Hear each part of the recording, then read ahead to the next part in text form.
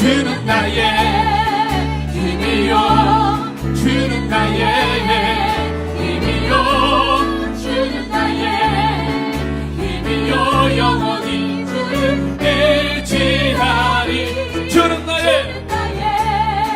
힘이요 주는 나의 힘이요 주는 나의 힘이요 영원히 주를 의지 다시 한번 주는 나의 주는 나의 힘이요 주는 나의 힘이요 주는 나의 힘이요 영원히 주를 의지하리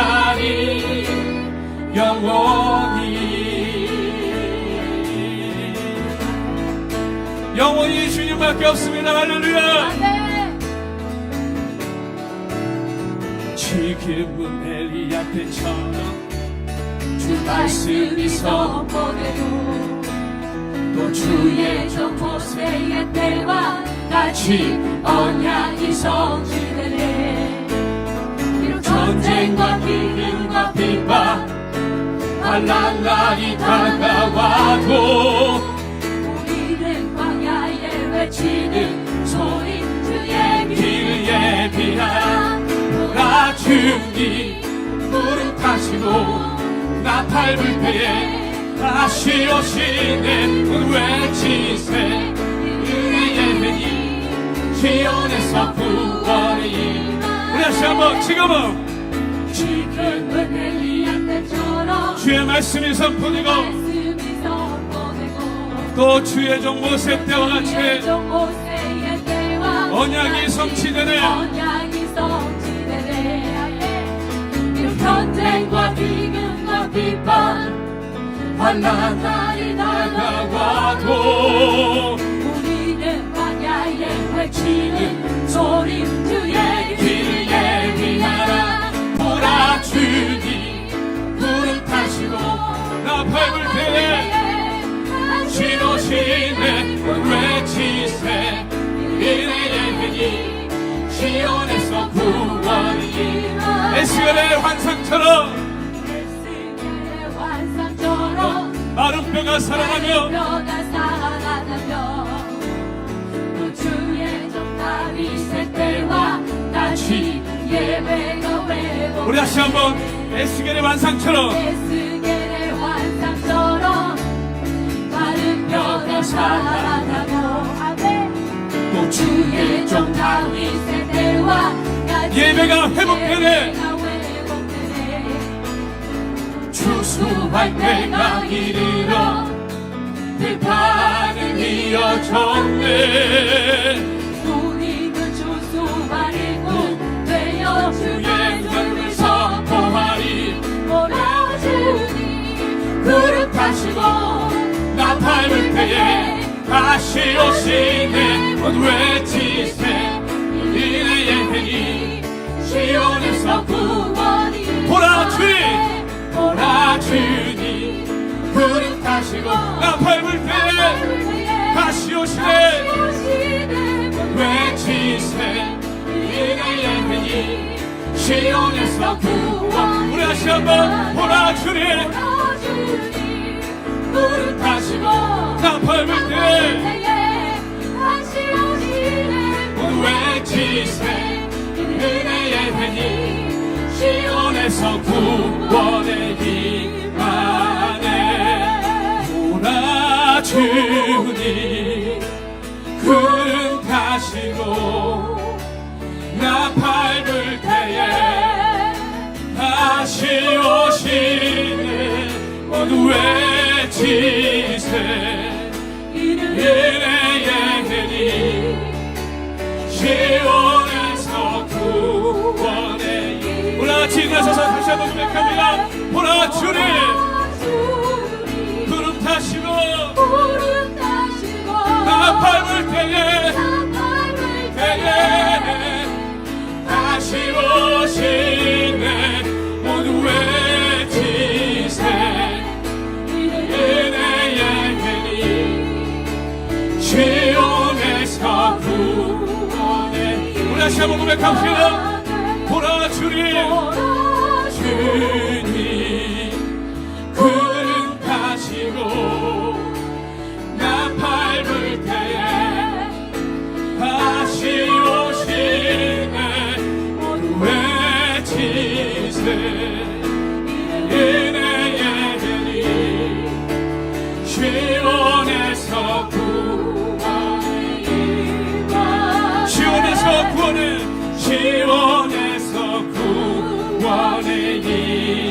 다시 한번 시온에서 구원이 임하는. 우리 다 같이 오늘 예배에서 함께 기도하겠습니다.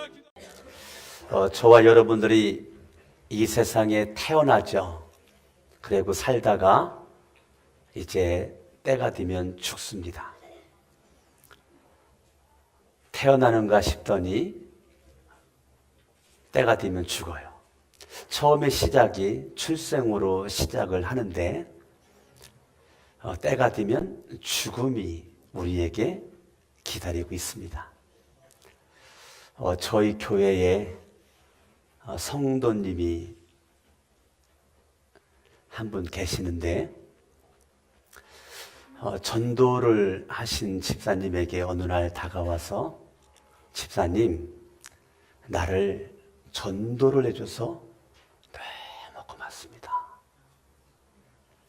저를 전도를 해줘서 너무 고맙습니다. 오랜 세월 동안 예수님을 모르고 내가 살았었는데 나를 전도를 해줘서 너무 고맙습니다. 우리 집사님의 전도를 받아서 우리 교회를 나와서 예수를 믿는 지금의 성도의 삶을 살아가고 있는데 나를 전도해줘서 너무 고맙다고.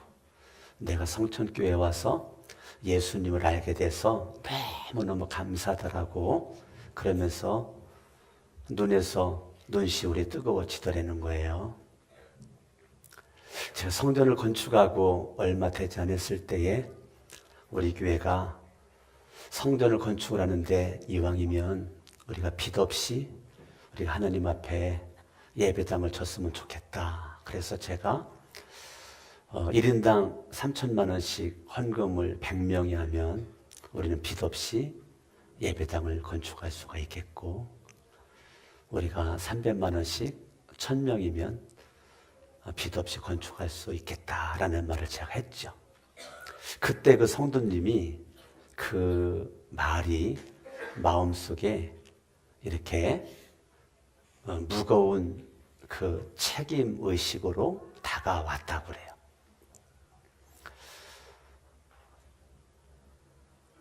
빚을 내 가지고 집을 사는 것이 있는데 그 집을 조금 더 두면 더 좋은 일이 있을 수도 있는데 성전을 건축하는 그 시점과 맞물려 가지고 내가 건축원금을 해야 되겠다라는 마음을 가지고 그 땅을 부동산에다가 내놨어요. 땅을 내놔서 지금 안 팔으면 많은 유익이 될 수도 있는데 단을 못 들여도 이 땅을 사고 나서 더 이것저것 다 세금을 내고 다 한 다음에 남는 차액에 대해서는 내가 하나님 앞에 건축 헌금으로 바쳐야 되겠다라고 생각을 그렇게 하고 부동산에다가 그 땅을 내놔서 그 땅이 팔렸어요. 그 땅이 팔려가지고 저는 헌금에 묻혀가지고 제가 여러분들에게 내용을 읽지도 못했는데 지난 부활절 예배 때 4월 셋째 주 부활절 예배 때 건축헌금을 차액에 대해서 전액 건축헌금으로 바쳤어요. 근데 저는 그거를 몰랐잖아요. 이 부활절 헌금이 많이 나오다 보니까 그 속에 묻혀져 있었던 것 같아요. 제가 이렇게 내용을 읽지를 못했었는데 제가 그 내용을 어제 들었단 말이에요. 어제. 그러한 그 사연이 그 헌금 속에 있었다라고 하는 것을. 또 하나 안타까운 것은 아버지가 84세에 지난주에 이 땅의 생을 마감을 했어요. 그런데 우리 교회에 알리지를 안 했어요. 저도 몰랐고 전도한 사람도 몰랐고 아무도 몰라서 그 장례식을 가지를 못했어요.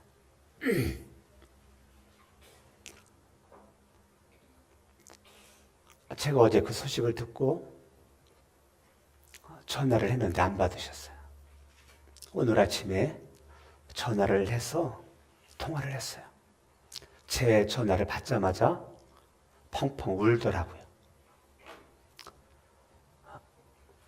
그래서 제가 장례식장에 가지 못한 아쉬움을 제가 얘기를 하고, 본인은 우리 교회 직분자도 아니고 교회에 나온 지 얼마 되지 않는 성도인데 아버지가 돌아가셨다고 그래가지고 교회에다가 부담을 주고 싶지 않았다는 거예요. 그래가지고 연락을 안 했다는 거예요.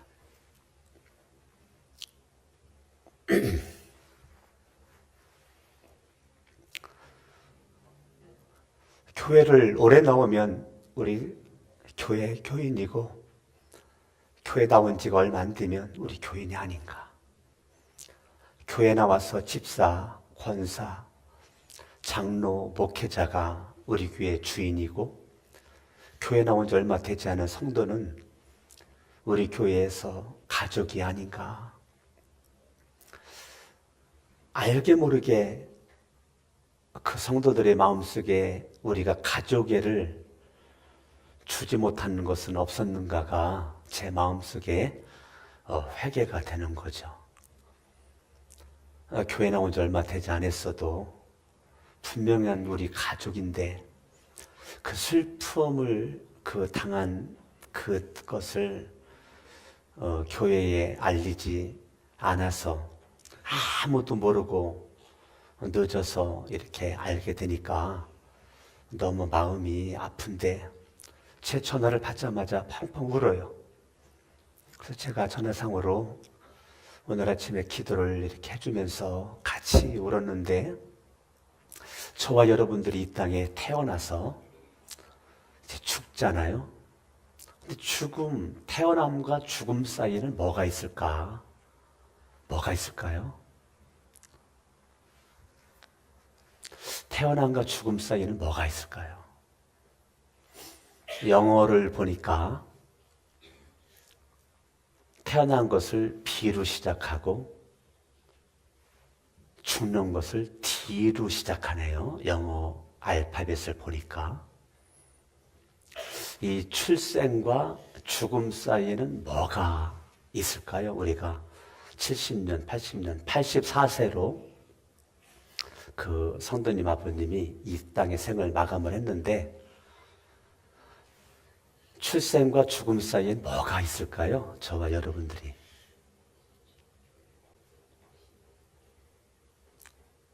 B와 D 사이니까 C가 있겠죠?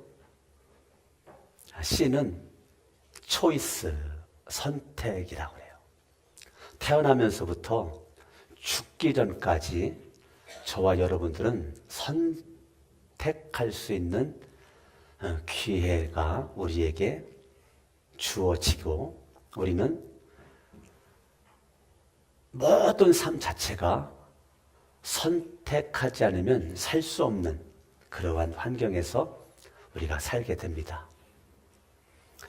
우리 교회 집사님이 전도해서 예수를 믿고 우리 교회 나온 그분이 복음을 전했을 때에 이제까지 오랜 세월 동안 예수님을 선택하지 않았지만 예수 그리스도를 선택을 딱 하고 우리 교회에 와서 예수 그리스도를 믿는 믿음이 얼마나 귀한지 여러분들이 잘 모를 겁니다. 왜 잘 모르느냐면 그분은 항상 2부 예배를 나왔어요. 2부 예배를 나왔기 때문에 3부 예배를 나오는 여러분들은 그분 얼굴을 본 적이 없을 거예요. 그래서 이분은 2부 예배 9시 예배만 나오기 때문에 11시 예배를 나오는 여러분들의 얼굴을 알지 못하고 여러분들도 아마 알 수가 없을 겁니다. 근데 제가 감동이 되는 것은 강단에서 제가 말씀을 전할 때 그 말씀에 시간 은혜를 받고 정말 예수를 믿고 성천교회 나오면서부터 내 삶이 바뀌고 행복했노라고 그렇게 말을 하고, 또 초신자가 말해요. 성전을 건축을 하는데 집 산 지가 얼마 되지 않는 그 집을 팔아가지고 그 차액에 대해서 건축원금을 바치겠다라고 그렇게 마음을 먹었다는 거, 그것이 제가 어저께 듣고 얼마나 제가 펑펑 울었는지 몰라요. 저는 헌금을 했지만 그 내용을 몰랐잖아요. 몰랐었는데 정말 감격스러운 그러한 그 마음이었어요. 저와 여러분들이 지금까지 우리는 선택하면서 인생을 살아옵니다. 근데 굴중에 우리가 선택해야 될 것이 많이 있는데, 로마서 1장을 한번 보면 로마서 1장 14절에 헬라인이나 야만인이나 지혜 있는 자나 어리석은 자에게 다 내가 빚진 자라. 내가 빚진 자라. 그러므로 나는 할 수 있는 대로 로마에 있는 너희에게도 복음 전하기를 원하노라. 16절, 내가 복음을 부끄러워하지 아니하노니 이 복음은 모든 믿는 자에게 구원을 주시는 하나님의 능력이 됨이라. 바울은 내가 빚진 자다. 무엇에 빚졌는가? 복음에 빚을 졌다. 그러므로 나는 복음을 전하기를 원한다.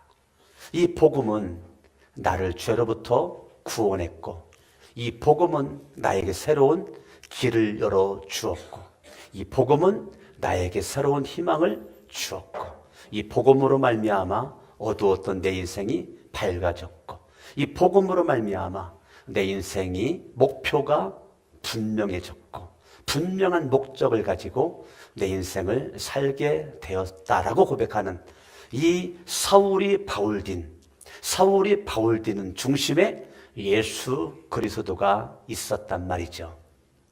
사울로 있을 때도 그의 인생 열심히 살았지만 알지 못한 열심이었고, 부활하신 예수님을 사도행전 9장에서 만난 이 사울이 예수를 만나 바울이 되어서 나의 나된 것은 하나님의 은혜라고 고백하고, 내가 빚진 자 의식을 가지고 나는 할 수만 있으면 복음을 전하기를 원한다. 내가 복음을 부끄러워하지 아니하노니, 왜 그렇지요? 이 복음은 모든 믿는 자에게 구원을 주시는 하나님의 능력, 복음에 대한 정의, 모든 믿는 자에게 구원을 주시는 하나님의 능력, 이게 복음이란 말이에요. 이 세상의 모든 사람들은 다 죄를 졌습니다. 로마서 3장 23절, 모든 사람이 죄를 범하였음에 하나님의 영광에 이르지 못했다라고 성경이 말해주고 있어요. 모든 사람은 죄로 말미암아 하나님 앞에 영광 돌리지 못하고 죄 가운데서 어둠에 빠져 지옥 가게 되는데, 예수를 믿음으로 말미암아 모든 믿는 자, 어떠한 죄가 있든지 어떠한 사람이든지 모든 믿는 자에게 구원을 주시는 하나님의 능력, 구원이 어디에서 있어요? 복음. 구원이 어디에서 있어요? 예수 그리스도의 이름, 하나님의 능력이 나타나는 그 중심에는 예수 그리스도. 바울의 마음속에 예수가 왕이고 예수가 주인이고 예수님이 주인인 모습 가운데 날마다 믿음으로 예수는 왕, 예수는 주라고 고백하며 살았던 이 바울의 마음속에 있는 것은 나는 복음의 빚진 자다. 빚진 자 의식이 그 속에 있었다는 거예요. 저와 여러분들이 영원한 생명을 값없이 우리가 받게 되었습니다. 내가 행위로 구원받은 것이 아니고 십자가에 못 박혀 죽으셨다가 3일 만에 부활하신 예수 그리스도를 믿는 믿음으로 말미암아 구원받은 저와 여러분들이 날마다 값없이 구원받은 감격 속에서 내가 빚진 자 의식을 가지고 살아가는 거, 내가 빚진 자로서의 책임을 감당하고자 이 복음의 빚진 자의 모습으로 값없이 구원받은 그런 감격 속에서 저와 여러분들이 누가 강요하는 것이 아니라 자생적인 믿음의 열정을 가지고 하나님 은혜에 감사해서 날마다 찬양하고 감격스러운 예배를 드리고 기도를 하지만, 많은 구원받지 못한 영혼들에 대한 거룩한 부담감을 가진 이 빚진 자 의식이 바울에게 있었던 것처럼 저와 여러분 속에도 그런 모습이 있을 수 있기를 바라겠습니다. 세상은 강자들은 약자들을 배려하지 않고, 있는 사람은 없는 사람을 배려하지 않고, 건강한 사람은 건강하지 못한 사람을 배려하지 않는 모습 가지고, 권력 있는 사람은 권력이 없는 사람을 배려하지 않는 모습으로 살고 있는 것 같지만, 저와 여러분들이 그런 모습 가운데, 우리도 나도 모르는 모습 가운데 내가 특권의식에 사로잡혀서 내가 구원받은 감격 속에서 천국의 소망을 두고 이 좋은 건물 속에서 좋은 자리에서 내가 특권의식에 사로잡혀가지고 거들먹거리는 모습 가지고 늦에 여러분 버티고 앉아가지고 전혀 빚진 자 의식이 없는 모습 가운데 나 혼자만 예수를 믿으면 된 따라가는 자가당착 속에 빠져서 부채의식이 전혀 없이, 책임의식이 없이 특권의식만 하나 누리고 내가 교회에서 어떤 직분을 가지고 직분만을 자랑하면서 살고 있는 이 빚진 자의 의식이 없는 것은 신앙의 타락입니다. 저와 여러분들이 성전을 건축을 하고 이 좋은 곳에 와서 나 혼자만 예수를 잘 믿다가 나 혼자만 천국 간다면 상금 많이 받는다면 무슨 의미가 있겠어요? 우리가 그 많은 돈을 들여서 기도를 하면서 눈물로 밤잠을 설쳐가면서 기도를 하며 성전을 건축을 했어요. 우리가 이 건축한 이곳에 우리끼리만 이곳에서 예수님 잘 믿다가 천국 간다면 무슨 의미가 있겠습니까? 빚진 자 의식을 가지고 저와 여러분들이 아직도 알지 못하는 그 생명의 중심에 있지 못하고 복음의 길 가운데 있지 못하는 어둠 속에 헐떡거리고 있는 수많은 나의 이웃들, 나의 가족들, 친구들을 향한 빚진 자의 의식이 없이 내가 사는 것은 있을 수가 없는 것입니다. 저와 여러분들이 예수 그리스도의 마음은 모든 사람들이 구원받기를 원하는 마음이고 하나님의 마음은 이 세상의 모든 사람들이 다 구원받기 원하는 마음이기 때문에 빚진 자의 마음은 예수님의 마음이고 빚진 자의 마음은 하나님의 마음이고 할렐루야. 저와 여러분 빚들이 빚진 자의 마음을 가지고 내가 복음을 부끄러워하지 아니하노니 이 복음은 모든 믿는 자에게 구원을 주시는 하나님의 능력이다. 복음에는 구원의 능력이 있기 때문에 이 복음으로 말미암아 구원받은 저와 여러분들이 이 복음을 내가 전하지 않고는 견딜 수 없는 모습을 가지고 살아가는 거죠. 복음은 부끄러워할 수 있는 것이 아니기 때문에 누구를 만나든지 예수님을 믿으십니까? 예수님은 당신을 사랑합니다. 예수님만이 길입니다. 예수님만이 진리입니다. 예수님만이 생명입니다. 여러분들이 그렇게 입술로 고백할 수 있는 모습으로 많은 사람들에게 다가갈 수 있는 것은 빚진 자의 의식이 없이는, 빚진 자의 책임의식이 없이는 우리 그렇게 할 수가 없는 것이에요. 따라합니다. 복음의 빚진 자다. 아멘. 저와 여러분 복음의 빚진 자 의식을 살아갈 때 고린도후서 5장을 보면 14절에 그리스도의 사랑이 우리를 강권하시는도다. 복음의 빚진 자의 의식을 가지고 살아갈 때 우리들의 마음 중심에는 그리스도의 사랑이 내 모든 일의 동기가 돼야 돼요. 그리스도의 사랑이 내 모든 삶의 동기가 돼야 돼요. 그리스도의 사랑이 우리를 강권하시는도다. 그리스도의 사랑이 우리를 강권하시는도다. 여러분들의 모든 신앙의 생활은 그리스도의 사랑이 모든 것의 동기가 돼야 돼요. 그리스도의 사랑이 동기가 되지 않으면 그것은 여러분 가짜입니다. 그리스도의 사랑이 우리를 강권하시는 그 강권으로 말미암아 저와 여러분들이 호흡을 해야 되고 움직여야 되는 것이요. 그리스도의 사랑이 우리를 강권하시는도다. 저와 여러분들이 어떠한 삶에 있든지 주님의 그 사랑을 내 마음속에 받은 자의 모습으로 그리스도의 사랑의 강권 속에서 나는 이 복음을 전하지 않으면 견딜 수 없는 복음의 빚진 자의 의식을 가지고 주님의 사랑으로, 주님이 나를 사랑했었던 것처럼 하나님이 세상을 이처럼 사랑하사 독생자를 주셨으니 이는 저를 믿는 자마다 멸망하지 않고 영생을 얻게 하려 하심이니라. 요한복음 3장 16절의 말씀대로 하나님이 세상을 이처럼 사랑했던 것처럼 저와 여러분들이 사랑을 받는 자의 모습으로 그리스도의 사랑을 먼저 받았으니 이것을 많은 사람에게 전할 수 있는 그러한 복음의 빚진 자의 모습으로 우리를 강권하시는 주님의 은혜가 저와 여러분들에게 넘칠 수 있기를 바라겠습니다. 빚진 자의 책임이 우리 가운데 있어야 되는 것이에요. 오늘 본문의 말씀 고린도전서 9장 16절 내가 복음을 전할지라도, 복음이 뭐예요? 모든 믿는 자에게 구원을 주신 하나님의 능력, 그게 복음이라고요. 복음이 뭐예요? 모든 믿는 자에게 구원을 주시는 하나님의 능력. 인생의 사각지대에서의 모든 인생의 문제의 해답, 그게 복음이라고요. 내가 복음을 전할지라도 부끄러워하지 않는 모습으로 내가 자랑한다는 거예요. 내가 복음을 전할지라도 자랑할 것이 없어요. 그것은 내가 부득불 할 일임이라는 거예요. 부득불 할 일임이라는 거예요. 저와 여러분들이 좋으나 나쁘나, 비가 오나 눈이 오나, 바람이 부르나 바람이 안 부르나, 봄이나 여름이나 가을이나 겨울이나, 내가 부득불 내가 할 일, 그것이 복음을 전하는 거라는 거예요.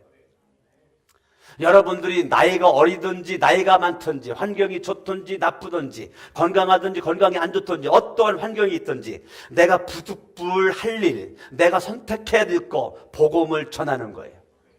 아멘, 아멘. 마땅히 내가 해야 될 거, 하지 않으면 안 되는 거, 내가 받은 자로서의, 사랑을 받은 자로서의, 구원을 받은 자로서의 책임, 은혜를 받은 자로서의 책임. 여러분, 가장 이 땅에서 불쌍한 사람이 누구냐면 책임감이 없는 사람. 가장 인정받지 못하는 사람이 누구냐? 책임감이 없는 사람. 책임감이 없는 사람은 어디 가든지 환영을 받지를 못합니다. 여러분들이 책임이 없는 것은 정말 저와 여러분들에게 부당한 모습입니다. 내가 복음을 먼저 받은 자의 모습으로 빚진 자의 책임, 부득불 할 일이라고 하는 이 책임, 복음을 전하는 것이 나에게 최고의 선택 가운데 선택이라는 책임, 이것이 우리에게 있어야 될 줄로 믿습니다.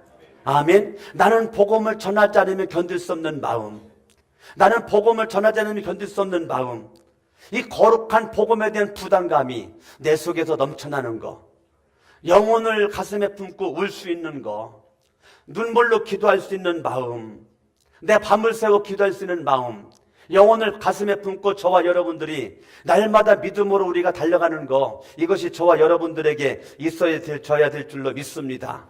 아멘. 우리는 언제부턴가 막중한 책임이 있음에도 불구하고 책임이 없는 사람처럼 우리는 먹고 자고 의식주에 깊이 빠져가지고 그곳에서 헐떡거리면서 이 막중한 책임을 알지 못한 채 우리는 살아가고 있을 때가 있습니다.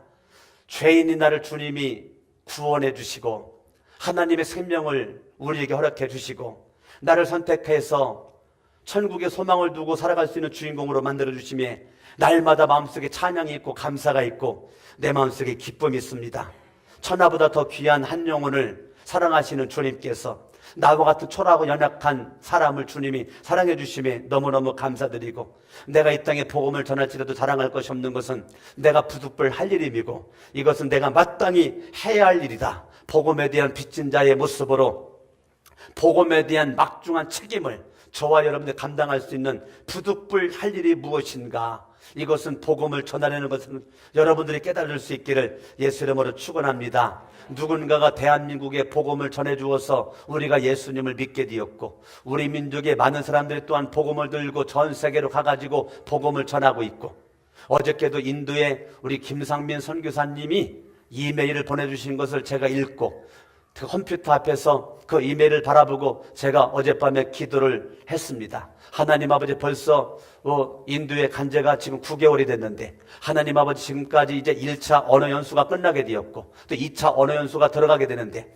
하나님 잘 간당하고 1차 언어 연수가 끝났는데도 아직도 인도의 언어가 마음속에 와닿지가 않아가지고 정말 마음속에 고민하면서 기도하고 있다라고 하는 절절한 기도의 제목을 담아가지고 보내주었어요. 정말로 저와 여러분들이 복음에 대한 거룩한 부담감이 인도까지 가가지고 복음을 전하는 선교사가 있단 말이죠. 그런 선교사가 있는 반면 저와 여러분들이 이 막중한 책임이 있음에도 불구하고 내가 책임을 감당하지 못하고 관심이 없는 모습 가지고 살아간다면 그것은 우리의 타락인 것입니다. 저와 여러분들이 이 막중한 책임을 회복할 수 있는 주인공들이 될 수 있기를 바랍니다. 내가 복음을 전할지라도 자랑할 것이 없다. 내가 부득불 할 일입니다. 만일 복음을 전하지 아니하면 내게 화가 있을 것이로다. 아멘. 저와 여러분들이 이 복음을 전하는 이런 중심에 예수 그리스도가 내 마음속에 함께 해주시고 주님의 사랑이 우리들을 선하고 복된 길로 이끌어 주실 줄로 믿습니다. 아멘. 아멘. 정말 하나님의 은혜가 저와 여러분들에게 넘칠 수 있기를 바라겠어요. 오직 여러분들이 기도를 해도 복음, 우리가 일을 해도 복음, 여러분들이 여러분들이 이 성전 건축에 엄청난 여러분 헌금을 했잖아요. 그 헌금을 한 것이 결국은 왜 했습니까? 한 가지잖아요. 복음 전하기 위해서 우리가 예배당을 건축을 한 거잖아요. 아멘? 아멘. 예배당을 건축을 한 거란 말이에요. 할렐루야. 아멘. 정말 목사님이 이 복음을 더 잘 전하라고, 목사님이 서재에 앉아서 더 복음 말씀 준비를 잘하고 기도를 해서 우리에게 꼬리 양식을 전해달라고.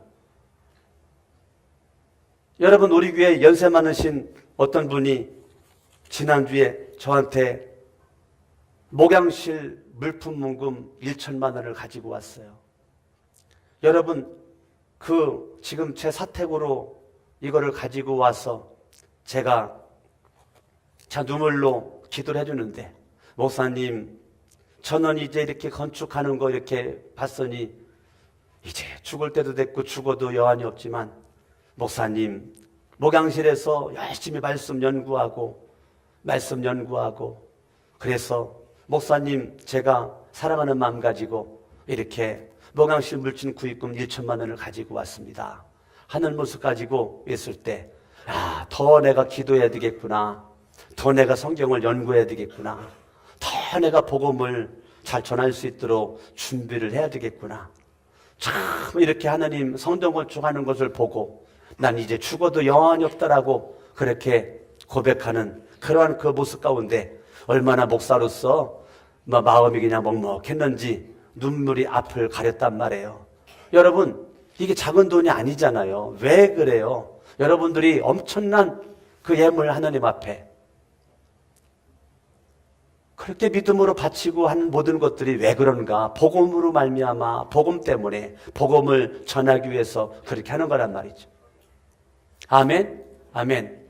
목사님, 저는 우리 교회가 예배당 세워졌는데 많은 사람들이 십자가 복음을, 예수님을 알고 예수님을 믿기를 원해서 제가 기도하는 가운데 하나님께서 이렇게 십자가 헌금을 해라고 그래가지고 제가 십자가 헌금을 제가 합니다.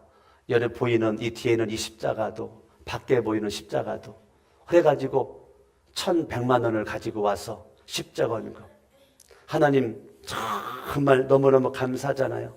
이렇게 가지고 와가지고 하나님, 이렇게 살 만큼 살았는데 이제 죽어도 여한이 없습니다.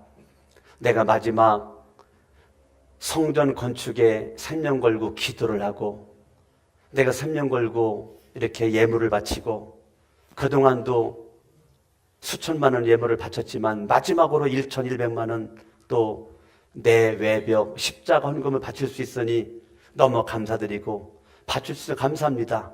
이렇게 또 여러분 예물을 가지고 왔을 때 정말 그 속에 이렇게 할 수 있는 것은 복음에 대한 열정 없이는 안 되는 거란 말이에요. 복음의 열정이 그렇게 가능한 거란 말이죠. 이 복음의 열정이, 아멘, 아멘. 복음의 열정이 2009년도에 땅을 샀죠. 2009년도에 땅을 사서 성전 건축을 위해서 기도를 했어요. 2009년도 4월 달에 땅을 샀는데 2009년도 4월 달부터 지금까지 성전 건축 헌금을 하신 그 분들이 제 컴퓨터에 이름과 함께 액수가 다 적혀져 있어요. 제가 컴퓨터를 보면서 제가 기도를 이렇게 하는데, 목사님 한 명이 2009년도 4월 달에 땅 샀다는 말을 듣고 6월 23일 날 100만 원을 건축 헌금을 했어요. 그래서 제가 어저께 전화를 해서, 목사님 고맙습니다. 땅 사자마자 목사님이 4월에 땅 샀는데 6월 23일 날 100만 원 건축헌금을 해주셨는데, 하나님의 은혜로 우리 교회가 건축이 완공이 돼서 우리가 지난주부터 예배를 드리고 있는데 너무너무 고맙습니다. 그랬더니 제가 말도 안 꺼냈는데, 그러면 건축 마무리되게 되면 교회 많은 물품 같은 것도 필요하겠네요. 계좌번호를 찍어주세요. 왜요? 제가 물품원금 많이는 못하고 제가 100만 원을 하겠습니다. 그래가지고 제가 가지고 왔잖아요. 뭐라고 쓸까요? 온 성도들이 한 마음이 되어 하나님께 영광 돌리며 큰 부흥을 이루기를 원한다라고 써주세요. 그래가지고 제가 가지고 왔잖아요. 얼마나 감격스러워요. 얼마나 감격스러워요. 전라도 광주에서 50만 원을 보내왔잖아요. 장로교회에서. 장애자원금 하나 했는데 하나 또 합니다 해가지고 50만 원을 또 보내왔어요. 왜 그랬을까? 우리가 힘껏 그렇게 기도를 하고 여러분들이 눈물로 예물을 바치고 우리가 건물 자랑하려고 건축한 것이 아니고 이곳에 하나님의 이름이 가득하고 이곳에 주님의 영광이 가득하고 주님의 눈과 마음이 이전에 있기를 한 마음이 저의 마음이고 정말 우리에게 다시 한번 회복해야 될 그러한 초이스 가운데 하나가 그 막중한 책임이 우리 가운데 있다는 것을 우리가 알아야 되죠. 우리 가수 G.O.D가 노래를 많이 불렀는데 그 중에 길이라고 하는 노래를 부른 것이 있는데 잠깐 한번 들어보겠어요? 가사를 한번 여러분들이 잘 보세요. 들어보세요. 가사를.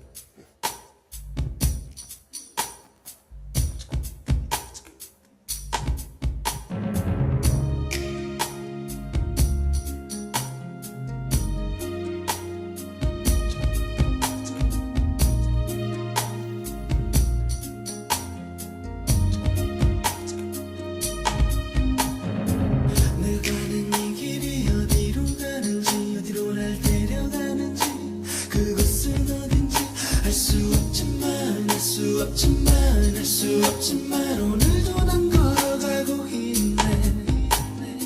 사람들은 길이 다 정해져 있는지 아니면 자기가 자신의 길을 만들어가는지 알 수 없지만 알 수 없지만 알 수 없지만 이렇게 또 걸어가고 있네.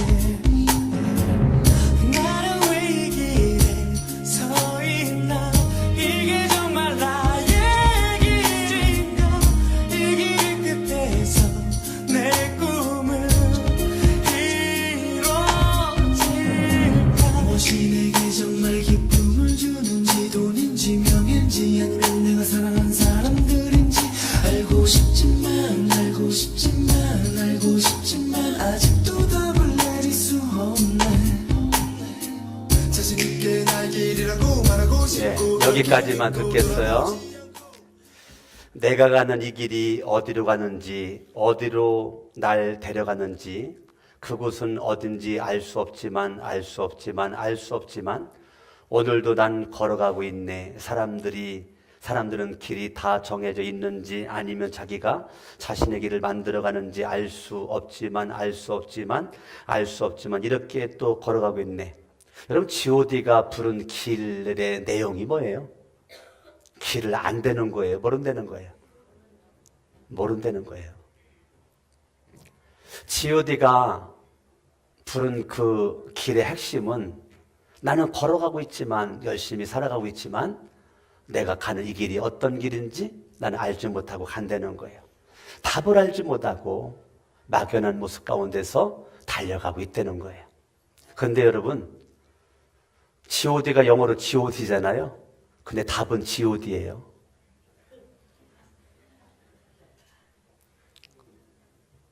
G.O.D가 길 모른다고 노래 불렀잖아요. 답은 어디에 있어요? G.O.D에 있어요. 하나님이 답이에요. 예수님이 답이고 예수님이 길이고 예수님만이 생명입니다. 저와 여러분들은 명확한 길을 알고 있어요. 세상 사람들은 열심히 돈도 벌고 열심히 살아가지만 길을 모르고 그들은 살고 있어요. 그러나 우리들은 길을 모르고 살아가는 것이 아니라 명확한 길을 우리는 알고 있습니다.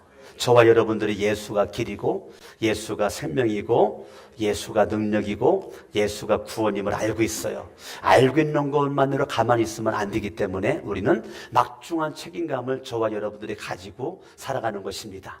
아멘. 저와 여러분 빚진 자의 의식을, 빚진 자의 책임을 가지고 부득불 내가 복음을 전하는 것이 할 일이라는 것을 저와 여러분들이 마음속에 깨달아야 되는 것이죠. 아멘. 그래서 여러분들이 정말로 내가 예수를 믿고 온 가족이 믿음으로 구원받고 믿음으로 살기를 원하는 모습 가지고 저와 여러분들이 날마다 가족을 위해서 기도하는 거죠. 여러분 D.L. 무디라고 여러분들이 아시죠? D.L. 무디 100년에 할까 한 명 날까 말까 한 복음 전도자죠. 여러분 D.L. 무디는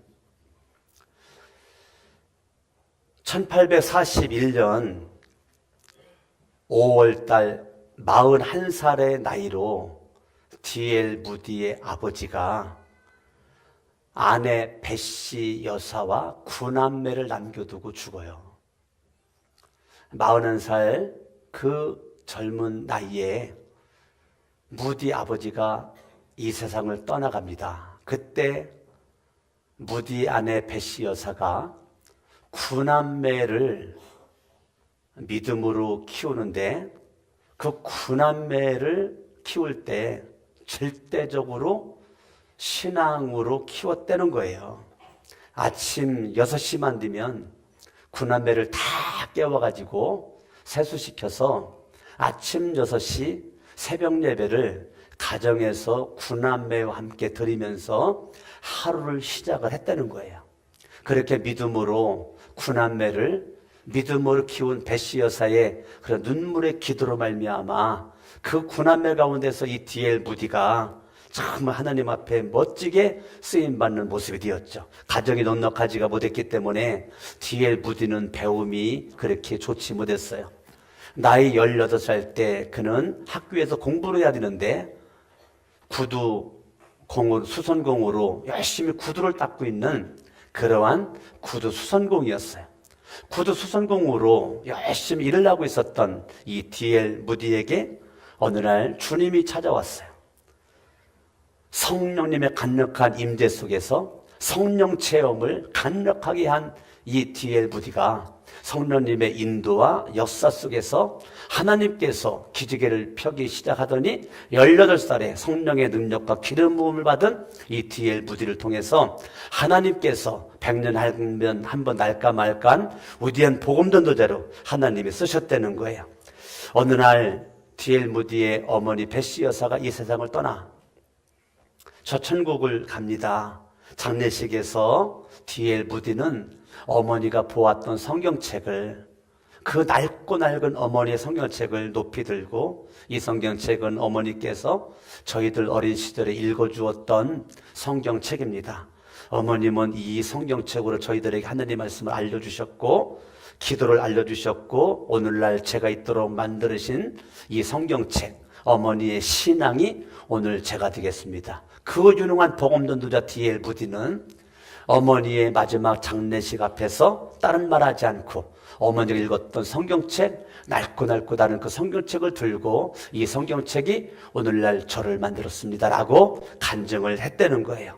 저와 여러분들이 이 세상 살아갈 때 정말 41살의 남편이 이 세상을 떠나서 홀로 9명의 아이를 키울 때 너무너무 가정은 찌들었고 가난했고 살기 힘들었고 고달픈 모습 가운데 믿음이 없이는 살 수 없었던 이 베시 여사가 끝까지 믿음 가지고 기도하고 승리해서 정말 하나님의 은혜가 이 가정이 넘쳐나서 9명의 자녀 가운데 7번째 아들 D.L. 무디가 하나님이 쓰는 주인공이 됐다는 거예요. 사도행전 16장 31절 주 예수를 믿어라 그리하면 너와 내 집이 구원을 얻으리라. 저와 여러분의 인생 가운데서 정말 가장 중요한 것은 예수를 믿는 거고 더 중요한 것은 온 가족이 한 마음과 한 뜻된 모습 가지고 예수님을 믿는 거죠. 저 자녀가 4명인데 내 마음에 가지고 있는 소원은 다른 것 없어요. 우리 아이들이 예수님을 정말 잘 믿는 것이고 바르게 믿는 것이고 똑바로 믿는 것이고 알고 믿는 것이고 예수를 믿으면 더 잘 믿는 것, 이것이 자녀들을 향한 저의 마음이라고요. 저와 여러분들이 정말 내가 예수를 믿고 나 혼자 구원받으며 감사하지만 온 가족이 예수를 믿고 구원받는 거 얼마나 감사한 거예요. 아멘? 감사한 거예요. 예은이가 제 큰딸이잖아요. 제가 주머니에 돈만 생기면 건축원금을 하잖아요. 제가 작정을 했어요. 150만 원 건축원금을 바치겠다고. 제가 6월 말경에 제가 영국을 가게 되는데 1년 동안 일하러 가요. 일하러 이제 그 영국 가서 그 일하고 또 영어도 배우고 이렇게 1년 있다가 오게 되는데 제 마음의 소원이 영국 가기 전에 150만 원 작정한 거를 다 바치는 것이 소원이에요. 오늘 아침에 아빠 나 돈 없는데 청년부 건축원금을 이렇게 하기로 했는데 아빠 돈 좀 주세요. 아유 그렇구나, 돈 필요하구나. 그래서 제가 돈을 5만 원을 줬더니 이거는 내 이름으로 작정한 거 해야 되는데 너 얼마 냈는데 45만 원만 더하면 150만 원이 채워진다는 거예요. 45만 더하면 청년부에다 하는 것을 1만 원만 하고 요거는 자기 이름으로 5만 원을 해서 150만 원을 채워야 되겠다는 거예요. 네 마음에 와닿는 대로 해라. 근데 제가 서재방에서 제 딸아이가 나가고 제가 이 딸아이를 생각을 하면서 야, 이렇게 믿음으로 이렇게 하려고 하는 모습 바라보니까 참 잘 컸다. 주님 사랑하는 모습 참 잘 컸다. 제 눈시울이 뜨거워졌어요. 내가 예수를 믿는데 내 아내가, 남편이, 아들과 딸이, 부모님이 예수님을 나보다 더 잘 믿으면 얼마나 좋겠어요. 제가 목사인데 저보다 더 아내가 믿음이 좋고 아들, 딸들이 믿음이 좋으면 얼마나 저한테 영광스럽고 좋겠어요. 저는 천군만마를 얻은 것 같을 거예요. 주 예수를 믿어라. 그래야면 너와 내 집이 구원을 얻으리라. 저와 여러분들이 그 어느 때보다도 내가 먼저 예수를 믿은 자로서 가족을 위해서 여러분들이 기도할 수 있기를 바라고, 나는 우리 교회가 다시 오늘부터 은혜 받고 나는 저와 우리의 가정에 가정 예배가 회복됐으면 좋겠어요. 새성전에 온 거 예배 드리는 것만으로 만족하지 말고 가정에서 여러분 예배 드릴 수 있는 시간을 가족들끼리 정해서 단 5분이라도 기도만 하고 마치더라도 여러분들이 오늘부터 가정에서 가정 예배가 회복돼서 정말 하나님 앞에 새수론 새부대라고 그랬잖아요. 이 정말 멋진 새성전에 와가지고 우리가 예배를 드리는데 우리 가정의 영적인 분위기도 달라지기 위해서는 우리가 가정에서 가정 예배가 회복이 되고 가정에서 찬송이 울려 퍼지고 할렐루야. 아멘. 그래서 여러분들이 가정에서 5분이고 10분이든지 20분이든지 모일 수 있는 시간에 전 가족이 모여가지고 매일같이 예배를 드리고, 매일같이 못 드리거들랑 일주일에 3, 4일이라도 여러분들이 예배를 드릴 수 있는 모습으로 가면 좋겠다 싶어요. 할렐루야. 아멘. 여러분 여호수아 24장 15절 말씀 바라보면 여호수아는 이스라엘 백성들 앞에서 이렇게 말합니다. 나와 내 집은 여호와를 섬기겠노라. 나와 내 집은 여호와만 섬기겠노라. 여호수아는 다른 거 결단하지 않아요. 딱 한 가지 결단합니다. 나와 내 집은 여호와만 섬기겠노라. 저와 여러분들이 여호와만 섬기겠다라는 마음이 우리 가운데 있어져야 될 줄 믿는 것입니다. 여러분 사도행전 10장 2절 말씀을 바라보면 고넬료가 나오죠. 고넬료는 온 가족으로 더불어 하나님을 믿었다는 거예요. 참 저는 얼마나 부러웠는지 몰라. 제가 고등학교 1학년 때 예수님을 믿었을 때에 가족들끼리 주일날 성경책을 끼고 이렇게 두런두런 얘기하면서 오는 거 보면 참 부러워. 제가 가장 부러웠던 것이 우리 안수 집사님 가정이었어요. 우리 안수 집사님 가정 아들, 딸 있는데요. 안수 집사님 부부 아들, 딸 4명이 꼭 그분들은 4명이 똑같이 성경책을 가슴에다가 똑같이 이렇게 가슴에다가 이렇게 딱 끼고 이상하게 예배당에 가면 꼭 입구에서 그분들을 만나 제가. 예, 제가 입구에서.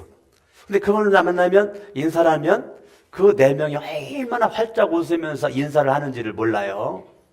인사를. 그런데 그 4가족이 그렇게 인사를 해서 나는 28살에 장가 가야지.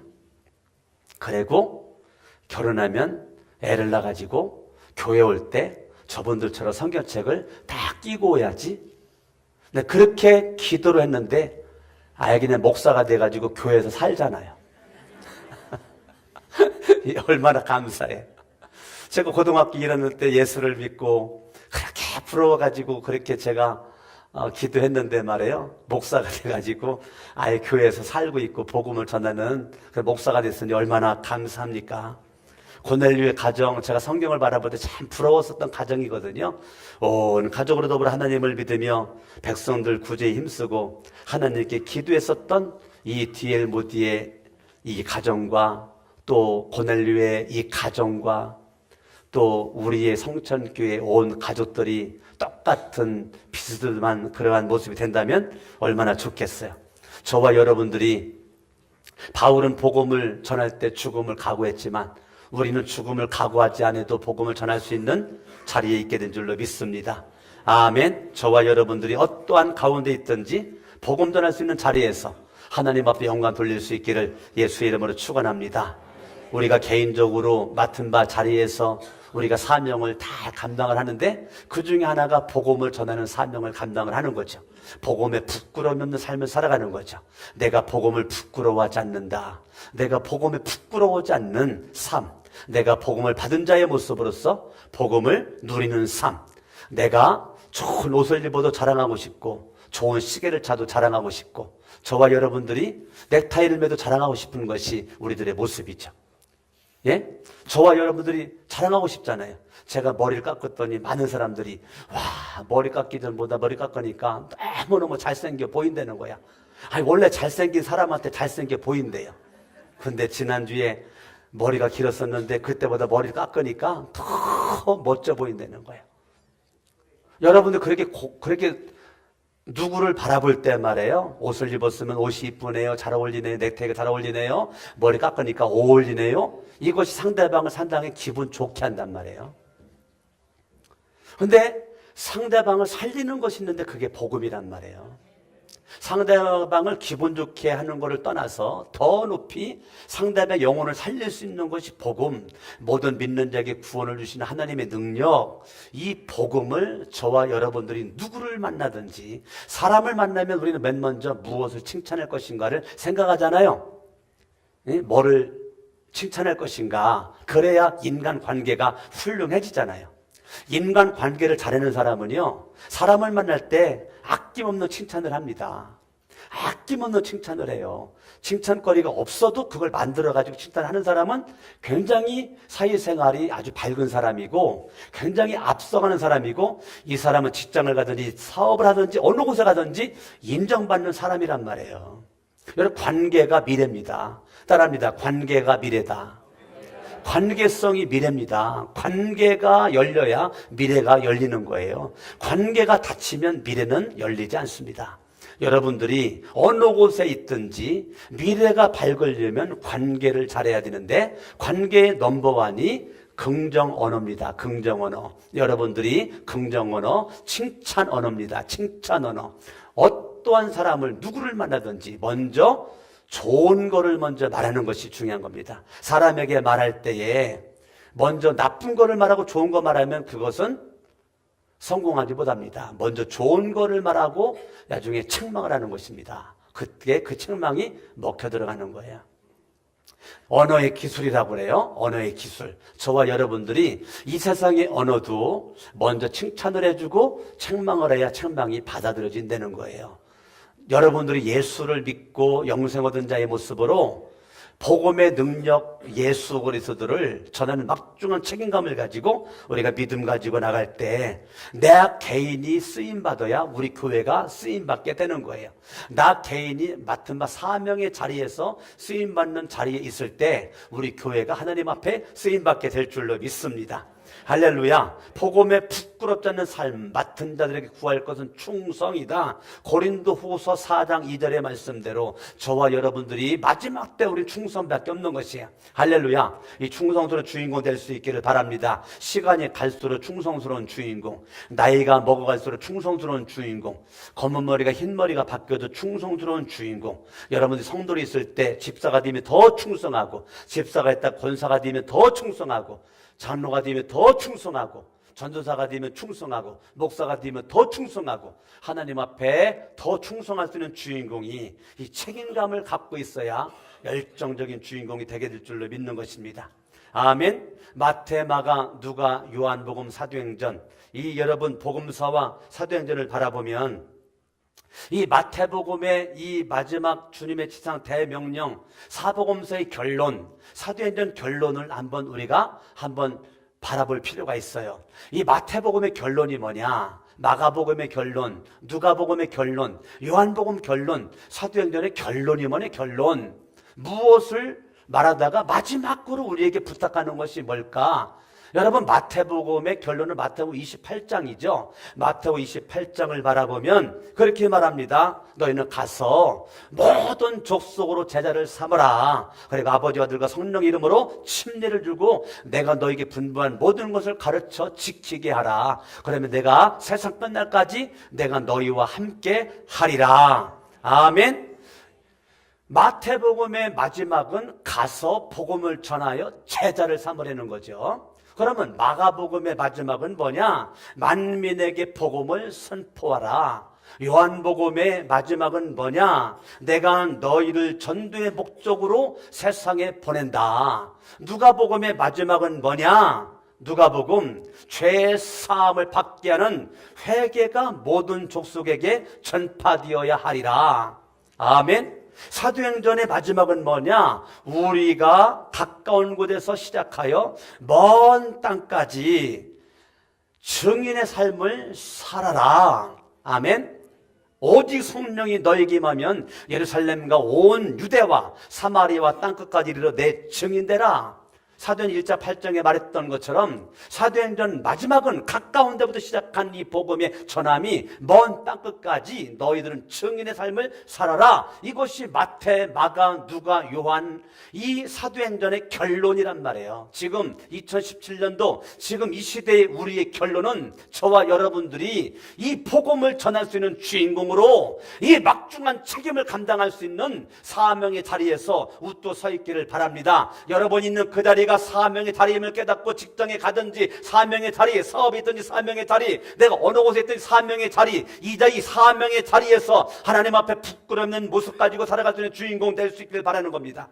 저는 중학교 1학년 때 외웠던 그 시 하나, 윤동주의 서시, 나는 한순간도 잊어먹지 않고 내 마음속에 와닿는 것은 윤동주의 서시의 첫 마디가 죽는 날까지 하늘을 우러러 한 점 부끄러움이 없기를. 중학교 1학년 때 예수를 믿지 않는 그때의 어린 마음에 그 단어가 너무너무 내 마음속에 와닿았어요. 나중에 알고 났던 윤동주는 예수님을 잘 믿는 믿음의 사람이고, 제가 알기로는 29살, 30도 못 된 나이에 일본에서 순교한 거로 제가 알고 있어요. 그러나 이 윤동주 이 시인이 이 젊은 30도 안 되는 짧은 인생을 살아가면서 많은 믿음의 영향력을 끼쳤다는 거예요.